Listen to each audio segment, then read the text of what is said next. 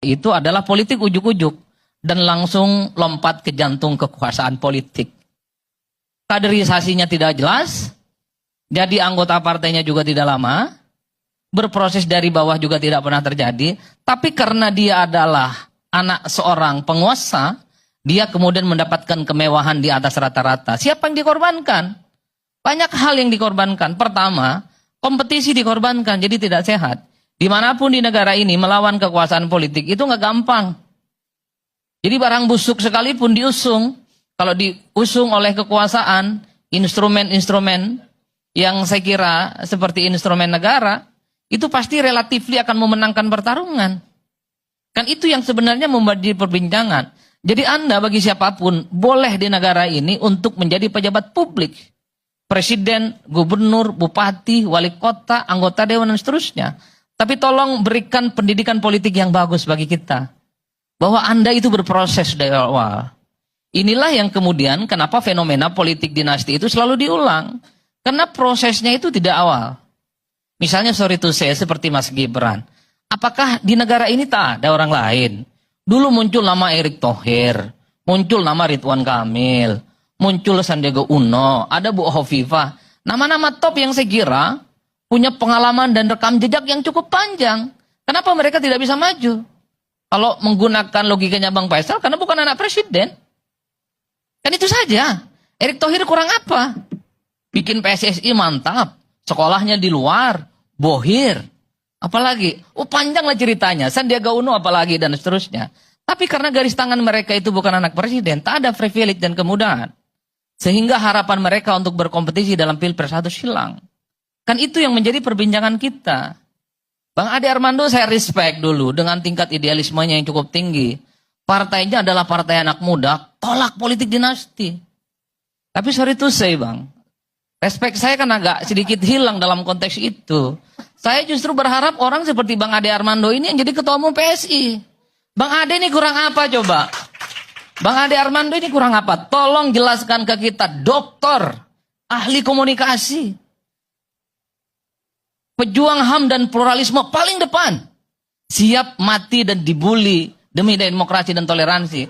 Tapi nggak punya kesempatan untuk jadi ketua umum partai. Karena bukan anak penguasa. Ada sekjen yang spesialis. Seperti Bang Raja Juli Antoni. Bang Raja Juli itu kurang gimana? S2 dan S3-nya di luar negeri. PhD. Bukan kaleng-kaleng sekolahnya. Nggak jadi ketua umum partai. Kan itu saja yang diributkan oleh orang. Bahwa Anda punya opportunity seperti yang lain untuk terpilih jadi gubernur, jadi wali kota, jadi ketua umum partai, nggak ada soal. Tapi monggo proses yang dilakukan itu sesuai dengan kaidah-kaidah demokrasi yang itu memang dari dulu kita pertahankan. Inilah yang disebut dengan sistem politik, sistem bernegara, dan sistem demokratisasi. Ini agak ngeri-ngeri sedap Bang kalau begini ceritanya. Kalau ini akan menjadi sesuatu hal yang dijadikan portofolio ke politik ke depan, semua presiden misalnya punya mimpi supaya keluarga besarnya terjun ke politik dengan cara-cara yang melalui proses yang itu instan. Saya khawatir ya politik kita tidak akan berkembang. Jadi Bang Faisal ini sekalipun kritiknya sampai sidratul muntaha kerasnya, bikin partai hampir tiap hari, jangan pernah berharap partainya akan menang apalagi bermimpi jadi presiden. Padahal pengalaman politiknya, jadi aktivis dan seterusnya, saya kira cukup luar biasa. Jadi hal-hal yang semacam inilah sebenarnya secara kritikal, tanpa henti harus kita bicarakan. Saya kebetulan ngajar perilaku pemilih, partai politik, dan pemilu. Pertanyaan mahasiswa hampir sama. Untuk apa Pak kita berdiskusi ini di ruang kelas? Enggak ada gunanya. Kalau para elit dan politisi tidak pernah menjalankan apa yang kita pelajari di kelas. Hopeless mereka. Karena at the end of the day-nya bagi mereka, power, penguasa dan kekuasaan menjadi kunci dan instrumen untuk memenangkan pertarungan politik di negara ini.